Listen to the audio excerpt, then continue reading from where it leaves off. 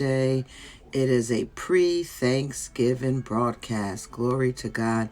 We get a day off. Wow.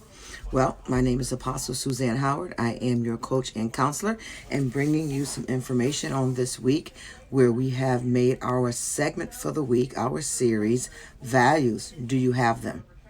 Can you prove it? Does what you say match how you live your life?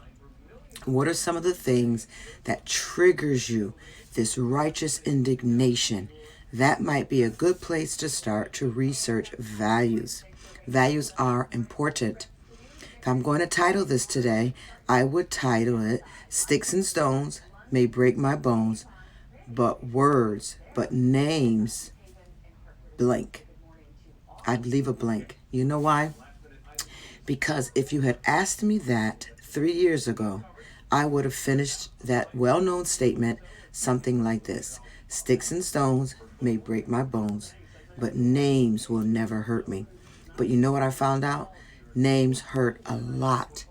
And names hurt invisibly, emotionally, as much as sticks and stones hurt your bones. And they're life damaging. And you can get hit with a stick or a stone and be bruised, maybe even broken, but it does heal.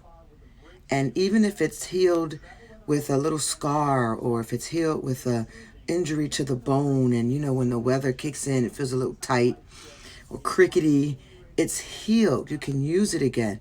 But do you know what happens after you've been hit with words and names?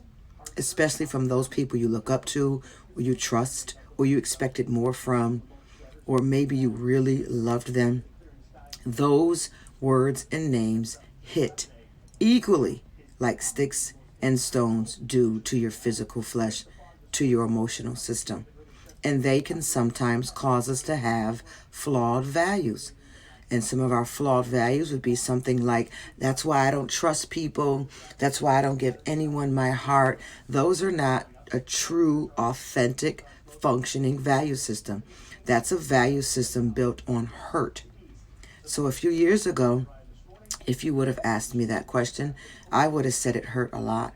A few years ago, when called names, whether they were true or false names, from people you trusted in or you loved, or from people that, you were really trying to please, mentors and spiritual parents and whatnot, the people you should, if any, outside of God, you should try to please. You should. There should be some people in your life that you try to please.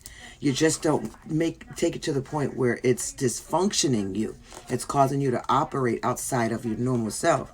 That's when there's a problem with it. It's probably more people pleasing.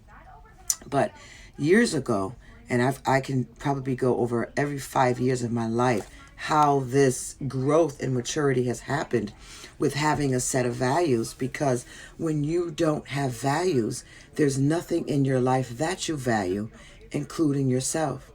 So when people would lie on me or speak things that were truthful but hurtful about me, maybe some insecure areas that I was working on, areas where I didn't have the confidence like I did in other areas, and they would really attack that, or they would say things about things that I was working on, and I knew I was working on them. It would give you this emotional alarm system to say, quit, give up, it doesn't matter, nobody cares, you're not important, what you're doing isn't important, nobody wants it anyway, because you have a flawed value system. So you have a broken, authentic you. Now, you ask me this now in 2019 to finish that same statement.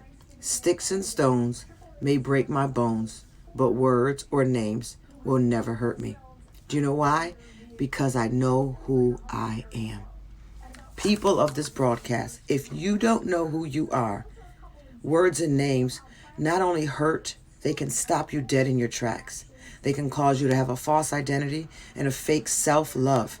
They can cause you to major in vanity and minor into self-care. And I'm not talking about a massage, or I'm not talking about getting your hair done or a good makeover. I'm talking about self-care for the internal you. What we do here every morning and every January for 30 days straight, consecutively, to build up you, to give the internal you a makeover. Why?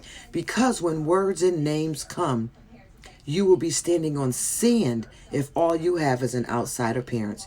What are you going to do when you're heartbroken? Change your hair color? Tell me how that works.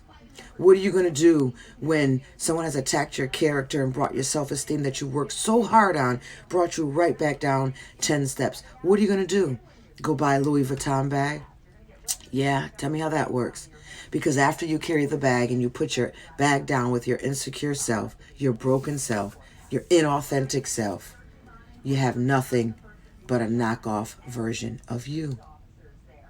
So that's why I spend the time to come in here in the morning, because a lot of us are in great positions, great opportunities, wide open to major networks, connecting with people on all levels and scales, and going for promotion and careers and education and all sets of advancement in our life. But if we are built on sinking sand, we have nothing when the storms of life come.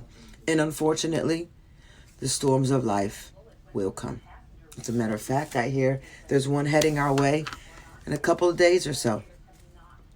So what's your finishing statement of that well-known proverb? Sticks and stones may break my bones, but names what? Be honest. As your soul work today, be honest. Write down today. If someone said the worst thing to you, and only you know what that worst thing would be, how would you handle it? What would it do to you? Would it make you want to cancel Thanksgiving? No one's coming over my house. I'm not going anywhere with those people. Or are you like, you cannot defame me. You cannot defame my character by attacking truths or false truths about my life, because I know who I am. And when I stand on principles and values, my morals, my authenticity, my self-love is high-ranging. So even if what you said about me is true, it doesn't alter my destiny, and it doesn't cause me to stop. I remember years ago, I'd want to close the church. These people don't want this. They don't want any help. I remember I'd want to call out from preaching that Sunday. I just can't do it. I just can't do it. Emotions just kicked in high gear, overwhelmed my mind, and just took me out. But that can't happen to me today, because I did the work. I journaled. I took the time to find out what about me I did not like, that I was able to work on and to have some control over. What about me that I liked, that I wasn't even paying attention to, because we always pay attention to the minors instead of the majors in our life.